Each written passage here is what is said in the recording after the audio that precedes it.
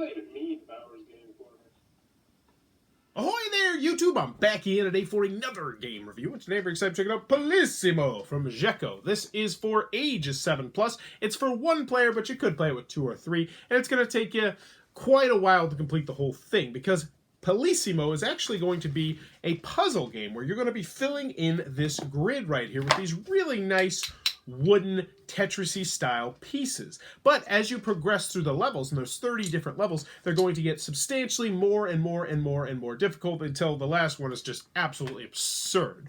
But is it good? Let's open it up, and I'll tell you what I think about it. Alrighty then, we're going to take a look at what's sitting inside of Polyssimo. So first and foremost, we're going to handy dandy rule booklet. It is just this page right here. The rest are just different languages. So should have you up and running in no time at all. I can also teach how to play right now. So in Polyssimo, this is a very simple game, more like a puzzle actually, in which you are going to be trying to fill in this grid right here. So you're going to have these cards numbered 1 through 30, and they're going to get progressively more difficult until you get to number 30, which is just complete dumb luck trying to figure out how things fit in there. So let's show you how it works. So what you're going to do is you're going to, first thing, look at card number 1 when you first start the game, and you're going to fill it in like so. And each and every round after this, you're also going to be filling them in. So let's see. We got this one right here. We got this one right here. And then we got that one right there. So let's see. 1, 2, 3, 4, 5. 1, 2, 3, 4, 5, 6. Oh, I missed the yellow on the bottom. So now that we have this filled in, we have to try and fill in this grid right here with the remaining pieces. So level 1's obviously pretty easy. Nothing else is going to be able to fit in this one except for that one right there. This one can go right here. This one right here. Right there. And just like that, we have completed round number 1. Simple as that. So then you take it off and you move on to round number 2. Whoosh, and you fill it in. So let's do one more, but you probably get the idea by now. Now, in case you're wondering, when do they start getting difficult? They start getting difficult around 7, 8, and then around 10, 11, they got a little bit easier, which you get to 2 stars. And then once you get to like 15, 16, 17, 18, 19, 20, they start to get pretty difficult, I will say. I think the highest we got was 22. I do plan on continuing this with the kids in my class, but yeah, so let's say we're stumped though. So let's say you're stumped, you're like, oh, I can't figure out number 2. Well, luckily, and I love when they do this, in the back of the rule book, I want to show you, well, I guess it'll show you, you're not going to see it. They actually show you the correct way to fill it in completely. So if you do get stuck, you can go back here and figure it out. But that, in a nutshell, is what you're going to be doing inside of Polyssimo.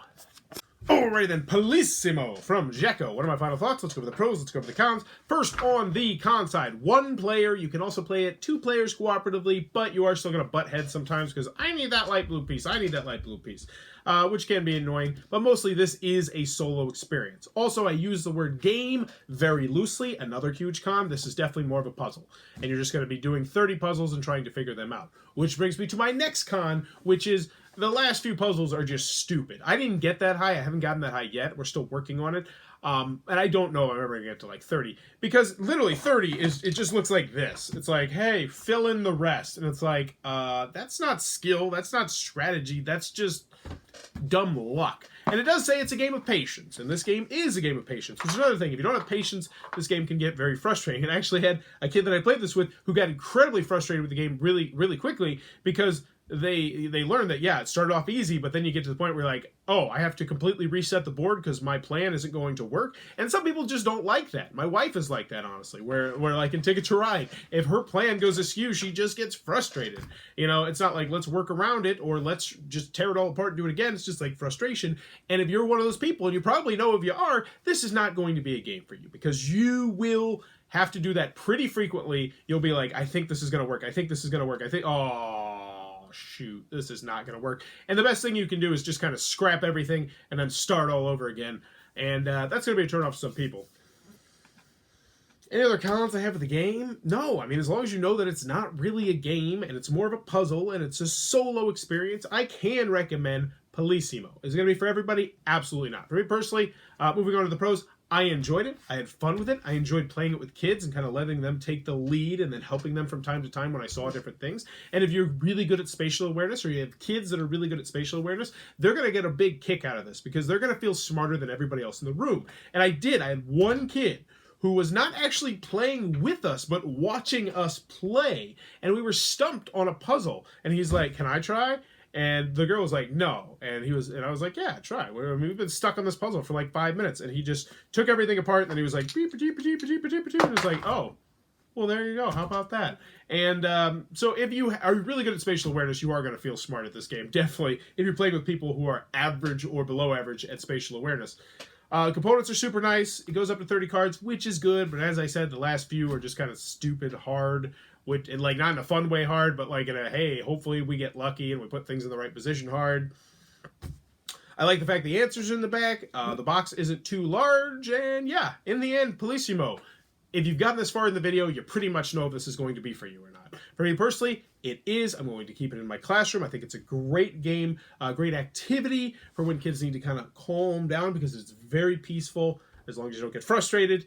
And yeah, I can recommend it if it looks like it's your cup of tea. If not, then absolutely, this is an easy pass. So there you go. That is Polyssimo from Jekko. If it looks like it might be your cup of tea, be sure to check that one out. If you're enjoying what I'm doing, please be sure to click on that subscribe button down below. If you want to support the channel, click on that little Amazon Associates link down below. And in the comments below, let me know. Would you rather fight one werewolf or 10 zombies? There's one werewolf in your house or there's 10 zombies in your house.